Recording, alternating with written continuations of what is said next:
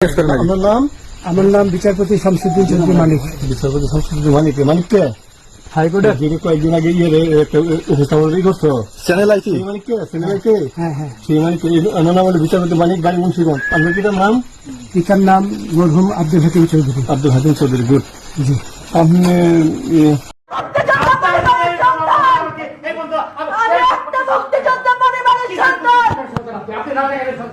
কোটা সংস্কার আন্দোলন ইস্যু নিয়ে টকশোতে উপস্থাপিকা দীপ্তি চৌধুরীর সঙ্গে অশালীন আচরণের ঘটনায় ক্ষমা চেয়েছেন সাবেক বিচারপতি AHM শামসুদ্দিন চৌধুরী মানিক। আমাদের পয়সার কোনো প্রয়োজন নেই, ঠিক আছে?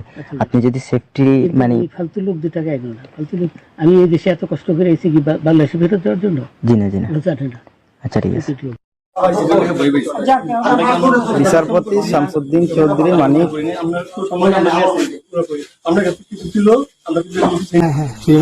আমার নাম হলো বিচারপতি মানিক বাড়ি মুন্সিগঞ্জ। আপনার পিতার নাম?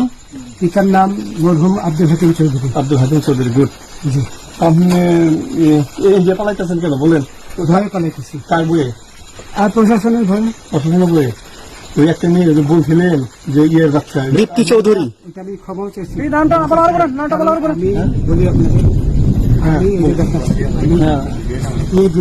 কিসের আমি তো কত রুগী নেই মিডিয়াতে তো খুব সুন্দর। আচ্ছা শোনেন, আপনার কাছে এই মুহূর্তে এরা যখন ধরছে আমাদের প্রতিনিধি কি কি ছিল সাথে?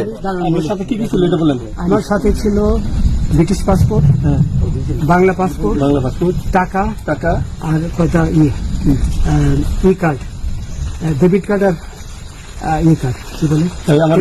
আচ্ছা, কালকে যে টাকাগুলো ছিল আজকে কোনো টাকা ছিল সাথে? আজকে ছিল না, আজকে যে কত বাংলাগুলা। হ্যাঁ 40,000। আচ্ছা 60-70 লাখ। আচ্ছা ওরা নিয়ে গেছে। নৌকালাও সাথে নিয়ে নিছে? নৌকালা এবং ওই লোক দুইজন সাথে একসাথে নিছে? না, ওই 2 ছোকরা নিয়েছে। নৌকালা কেউ আছে? রাজু না, কেউ ছিল না। আচ্ছা, ওনাদের ফোন নাম্বার আছে আপনার কাছে? জানা দিছে? কিছু নাই, আমার ফোন নাম্বার সব নিয়ে গেছে। আমরা তো বিচারপতি কাউন্টার দিব না, সত্য কথাটা বলেন। আপনি কত টাকা কন্টাক্টে আসছেন? আমি 15,000 টাকা ওদের বলছিলাম, ওইটা আমি দিছি। কিন্তু পরে এই 2 ছেলে আমার মাইরা ধইরা এই মাইকটা কোন জায়গায় মারছে ভাইয়া? বর্ডারে আনিয়ে মারছে না ভিতরে, তারের ভিতরে, ইন্ডিয়ার ভিতরে?